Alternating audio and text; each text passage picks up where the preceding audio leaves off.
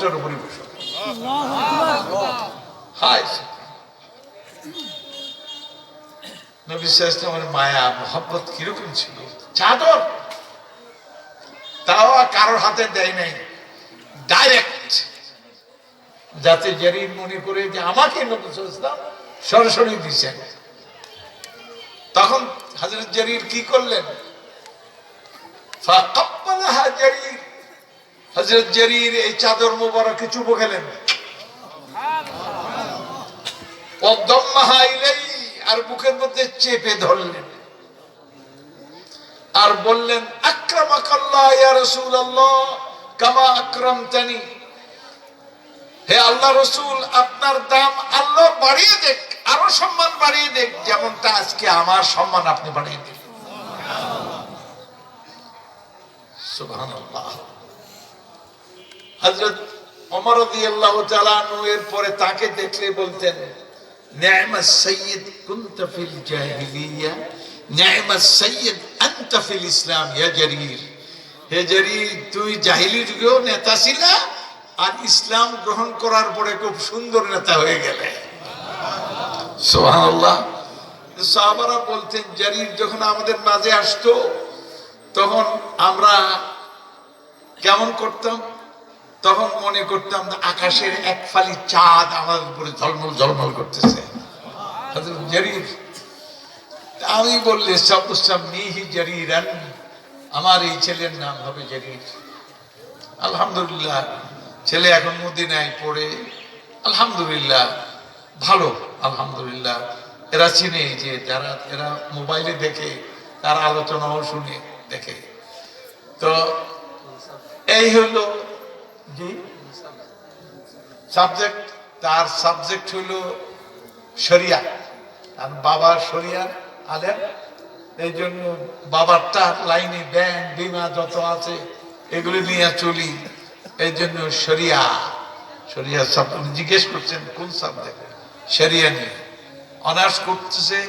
কালকে আমাকে বলছে আব্বু আমার সাবজেক্টের নাম্বার হলো 97 আর 82, দুই একটা আছে, বাকিগুলি 97, 93, 94 এরকম নম্বর শুনে খুব ভালো লাগছে। আলহামদুলিল্লাহ ভালো রেজাল্ট করতেছে। যাই হোক, নবী করিম সাল্লাল্লাহু আলাইহি ওয়াসাল্লাম তরুণদের এই গুরুত্ব দিতেন, এই মায়া করতেন। আজকে তরুণরা আমাদের সমাজে নষ্ট হয়ে গেছে। তরুণদের সংখ্যা কম যারা ভালো, আর দুষ্ট ইন্না লিল্লাহি ওয়া ইন্না ইলাইহি রাজিউন। আজকে ঘুষ, সুদ, মারামারি, কাটাকাটি, যত সন্ত্রাস, যত কিছু কি বুড়ারা করে না, তরুণরা করে। অথচ তরুণরা তো এই কাজের ছিল না। আর সর্বশেষ যে কথা, সেই কথা হলো আল্লাহ তাআলা জান্নাত বানাইছেন কাদের জন্য? বুড়োদের জন্য, তরুণদের জন্য।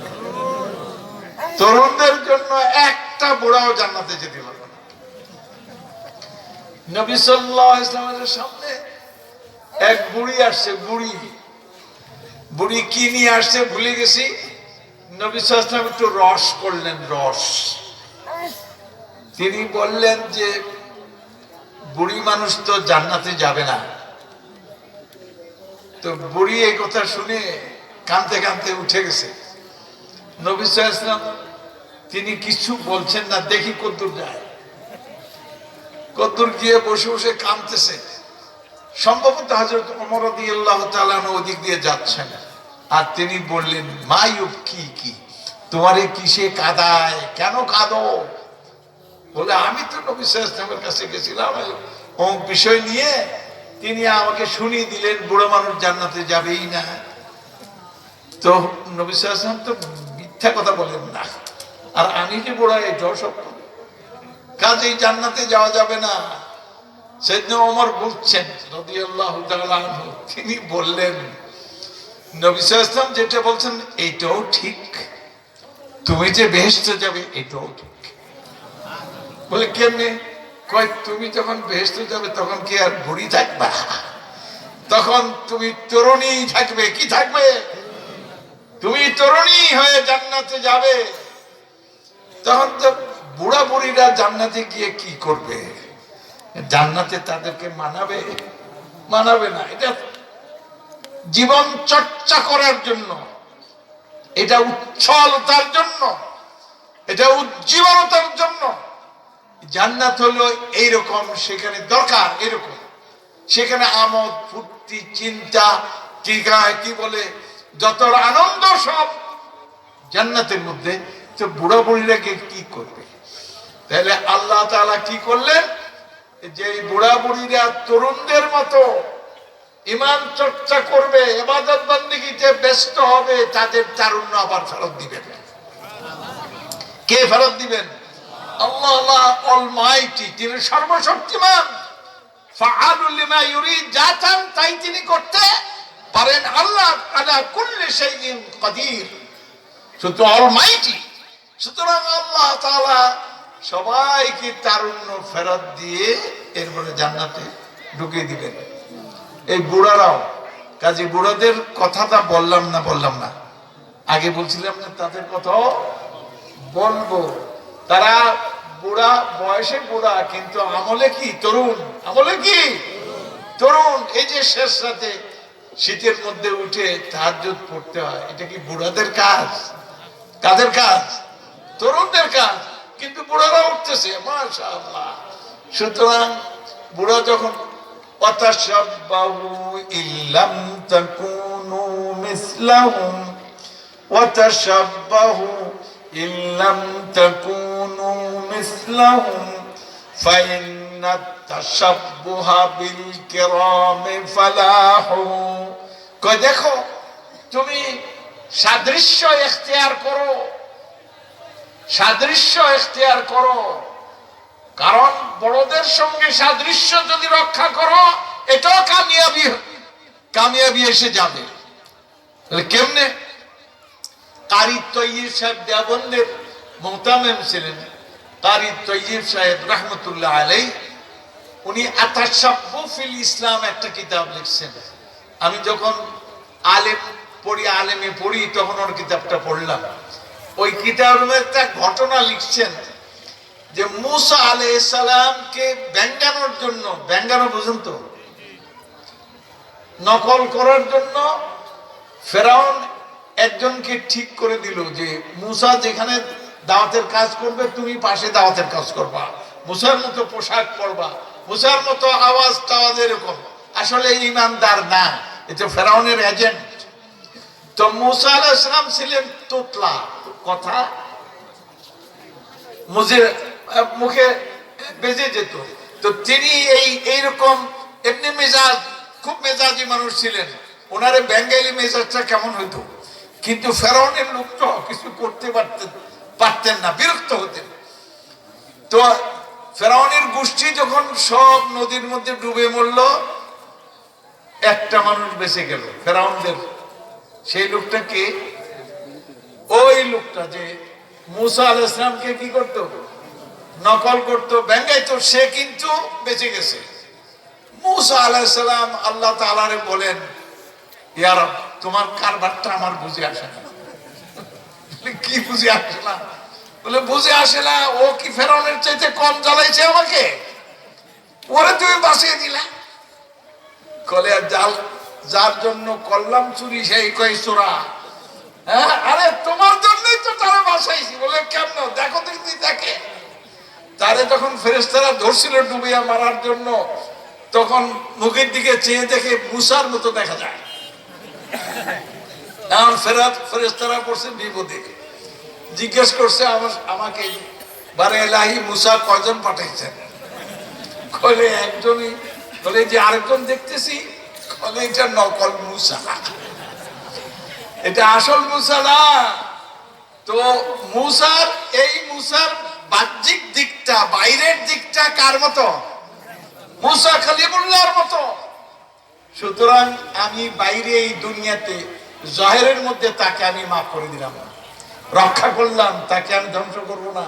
কিন্তু তার অন্তরটা আমার কলিমের মতো না। এই জন্য আখিরাতে আমি তাকে ধরবো, তাকে শাস্তি দিব আখিরাতে, দুনিয়াতে দিলাম না, কারণ বাইরের দিক থেকে তার মিল, এই জন্য এইখানে তাকে ছেড়ে দিলাম। সুবহানাল্লাহ।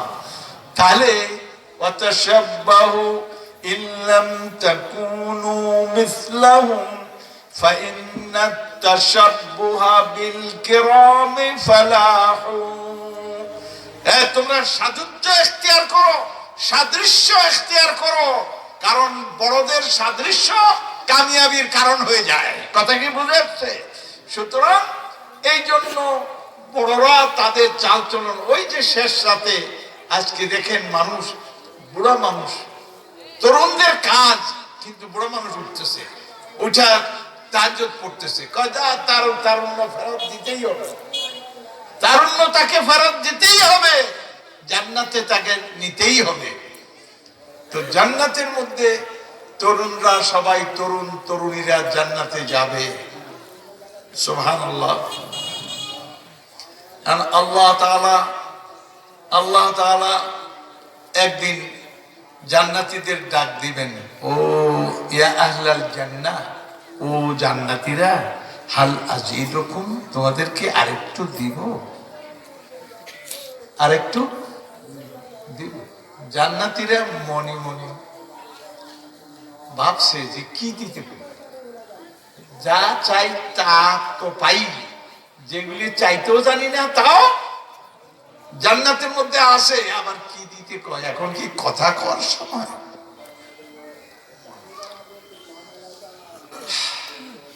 কিন্তু তারপরে তারা কয়, হাল তুনকিযনা মিনান নার, আপনি কি আমাদেরকে, আলাম তুনকিযনা মিনান নার, আপনি কি জাহান্নামের আগুন থেকে বাঁচিয়ে দেন নাই?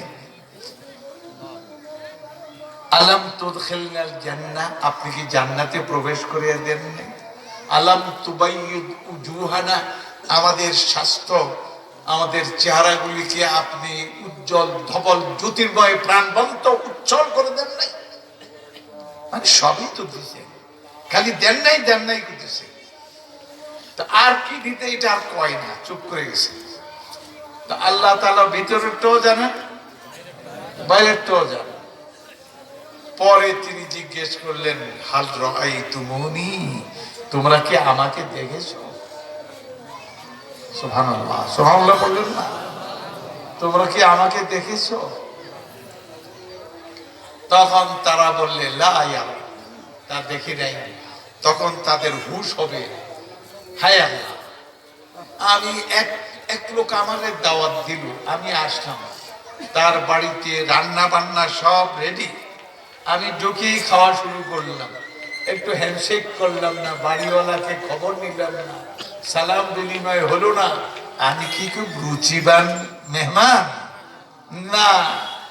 তো বেহেশতে ঢুকিয়া মেহমানদারি সমানে কবুল করতেছি, কিন্তু যার মেহমান নুজুলাম মিন গফুরির রহিম, আল্লাহ রব্বুল পক্ষ থেকে এটা মেহমানদারি, কি তার খবরও নিলাম না, তারে দেখলামও না, দুনিয়াতে তার নিয়ামত পেয়ে তাকে ভুলে গেছি, জান্নাতের মধ্যে এই নিয়ামত পেয়ে আবার তারে ভুলে গেলাম, তারে দেখলামই না। আল্লাহ তাআলাকে কেউ দেখে নাই। এই যে অনেক ওয়াজ মাহফিলে শুনবেন, জান্নাতের মধ্যে গিয়ে নবী সাল্লাল্লাহু আলাইহি ওয়াসাল্লাম দেখছেন, এরকম করছেন, এগুলি সব গাঁজাখুরি কথাবার্তা।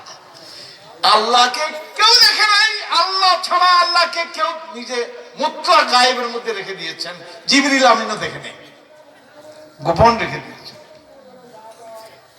দেখাবেন জান্নাতের সর্বোচ্চ পুরস্কার কোনটা?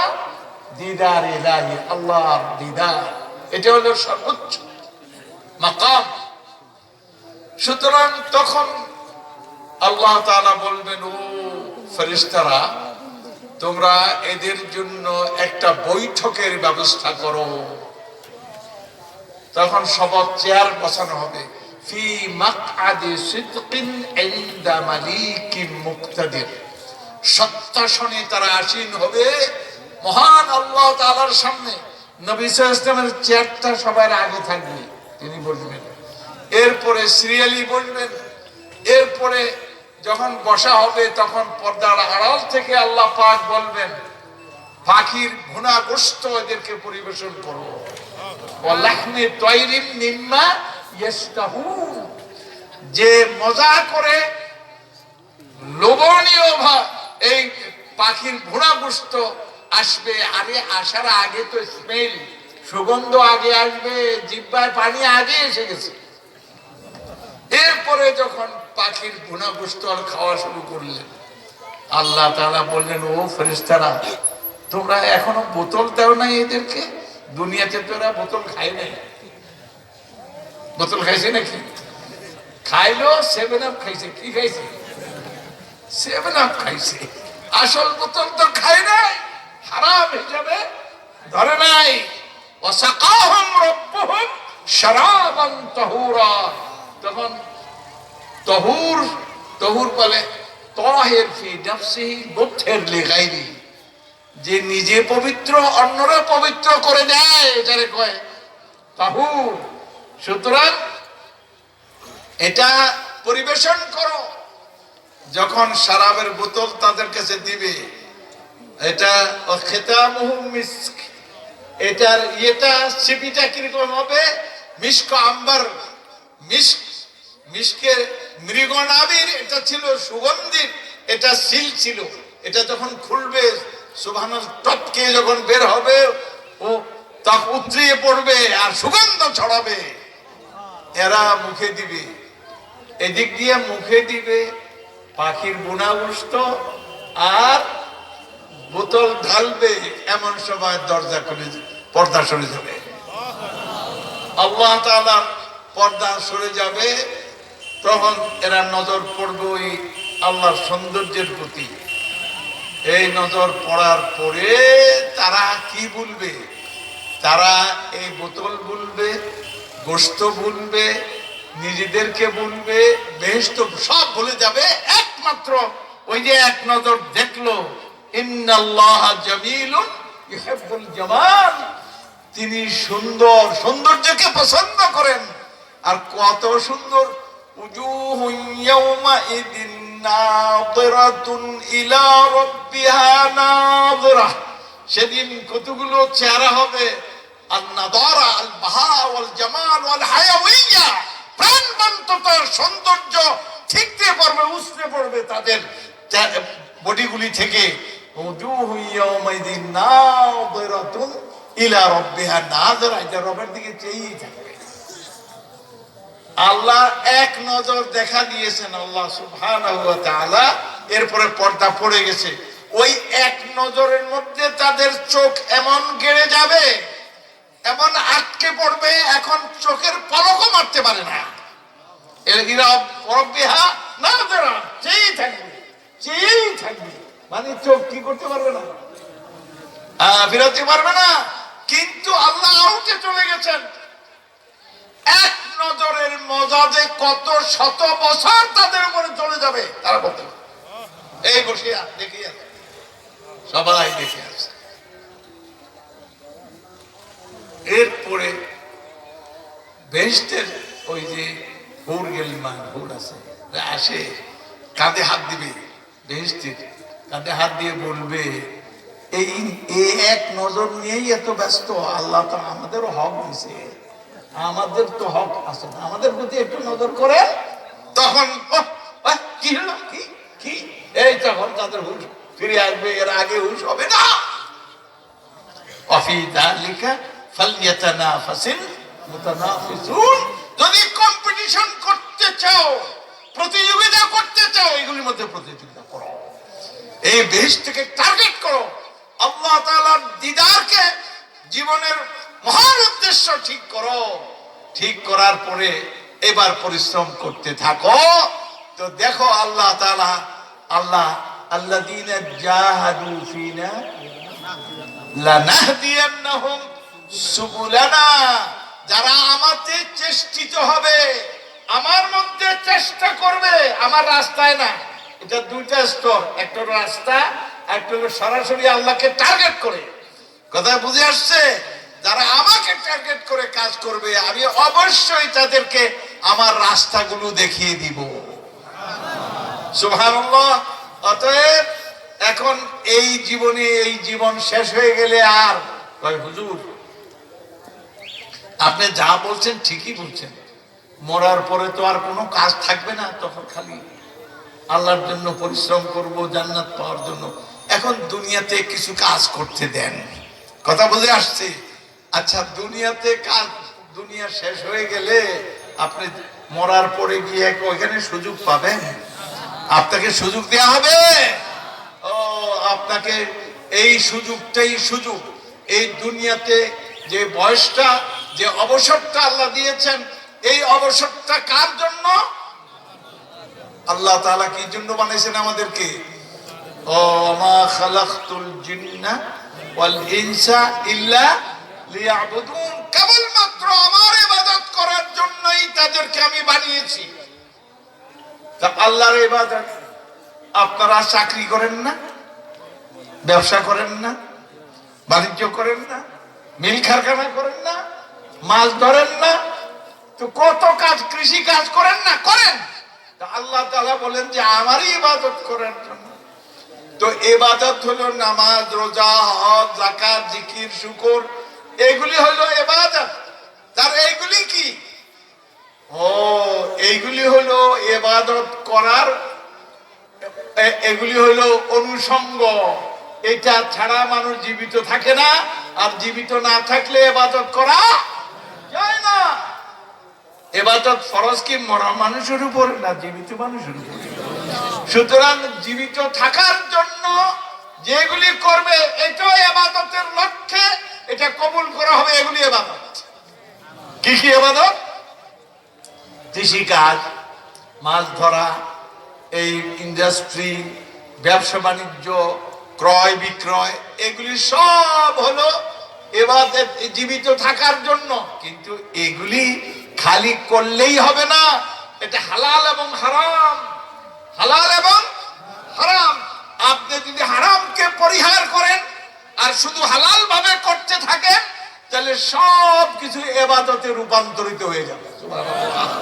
আপনি মাছ ধরলেন, ইবাদত হয়ে গেল। আপনি ইন্ডাস্ট্রি করলেন, ইবাদত হয়ে গেল। ব্যবসা বাণিজ্য করলেন, ইবাদত হয়ে গেল। আপনি পড়ালেন, ইবাদত হয়ে গেল। আপনি আপনার নজরে এগুলি অন্যরূপে, কিন্তু আল্লাহ এগুলি ইবাদত হিসেবে লিখে নিবেন। অতএব এই সুযোগ এখনই, জীবনকে ঘোরানো, এক লক্ষ্যে কাজ করা, আল্লাহ তাআলাকে পাওয়ার জন্য, তার সন্তুষ্টির জন্য কাজ করা, বিশেষ করে তারুণ্য। বিশেষ করে কি? তারুণ্য। এটাই হলো জওয়ানি, এটাই সামর্থ্য, এটাই হলো জীবন। বার্ধক্য কোনো জীবন না। এখন তো আমার বয়স 75 বছর বয়স, 75 বছর বয়স। এখনই আমি বুঝি যে সুবহানাল্লাহ, এখন এই যে আজকে আস্তে আস্তে পথে পথে বলতেছি যে আগামী বছর এরকম দাওয়াত নিতে পারবো গ্রামে গঞ্জে, আমার মনে হয় না। একবারে কোন কাছাকাছি প্লেন থেকে নামলাম হইলো, একটা কাছাকাছি প্লেন থেকে নামলাম হয়ে গেল, কিন্তু এরকম দূর দূরান্ত গভীর ইয়েতে গিয়ে গিয়ে আমি প্রত্যন্ত এলাকায় এই যে করতে পারবো, এটা সাহস এখন আর পাচ্ছি না। অতএব এখনই সময় নষ্ট না করা, এখনই কাজে লাগানো, জীবনটাকে পরিকল্পনার